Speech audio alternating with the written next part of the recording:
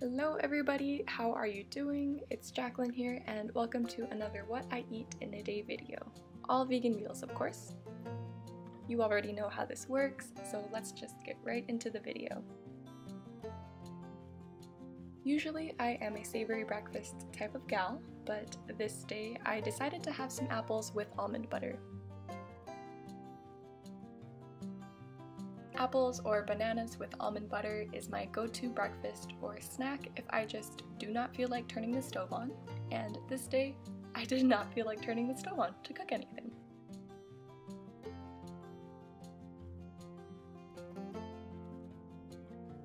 When we have time, we love sitting outside on our patio to eat breakfast and drink our coffee, and also hang out with our two kitties, Kit Kat and Carly. Moving on to lunch, I wanted some kind of rice bowl or nourish bowl, whatever you want to call it, so I soaked 2 cups of brown rice in water for about 30 minutes before cooking.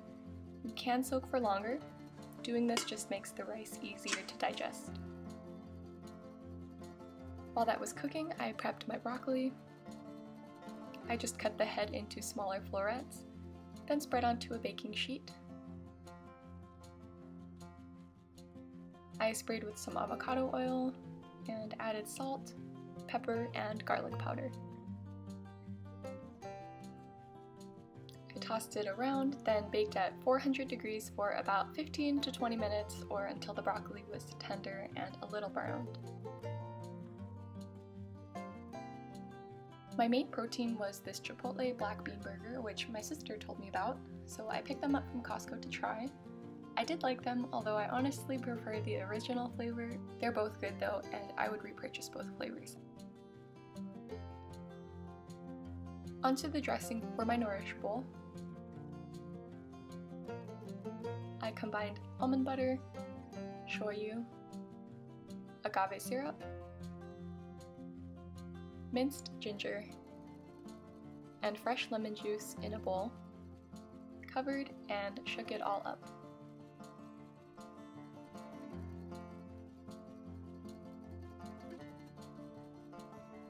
I wanted a little spice, so I added sriracha and mixed again. Having things like frozen veggie burgers on hand really comes in handy because I don't have to think about what the main part of my meal will be. I just cook some rice, roast whatever veggies I've got, put it all together, and call it a Buddha bowl. I also added half an avocado to each bowl for some healthy fats. And I added red beet and cabbage kraut because I love my fermented foods and this dish needed some color too. Next, I topped the whole bowl off with my citrus almond dressing and it was complete. This was a protein-packed meal with that bean burger, broccoli, and avocado. I was so full after eating it. Also let me know in the comments what kinds of frozen foods you always keep on hand for easy meals because I'm a lazy girl and always looking for new things to try. Moving on to dinner, I wanted something light since I was still really full from lunch, so I decided to roast even more veggies. I prepped some Brussels sprouts along with these little baby fingerling potatoes I got from Trader Joe's. I cut those in half lengthwise so I could get a nice crisp on them while roasting. I also had a ton of carrots, so I chopped one of those up too. That foil was so smooth you could see me in my little setup, so I just embraced it. I love this vegan kale, cashew, and basil pesto from Trader Joe's. I mean, look at that color.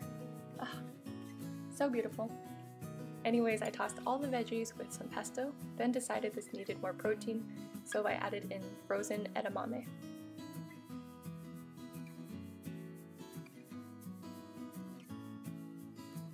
Then I roasted at 425 for 30 minutes.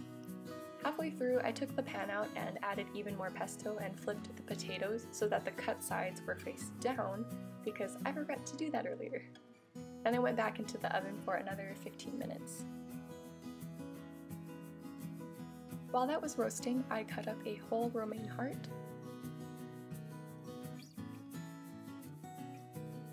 and and also sliced up some grape tomatoes.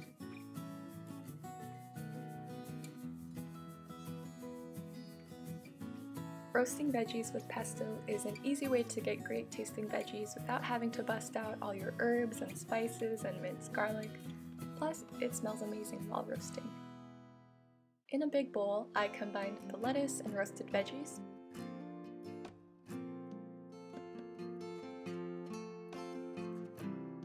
squeezed fresh lemon juice all over, and tossed together.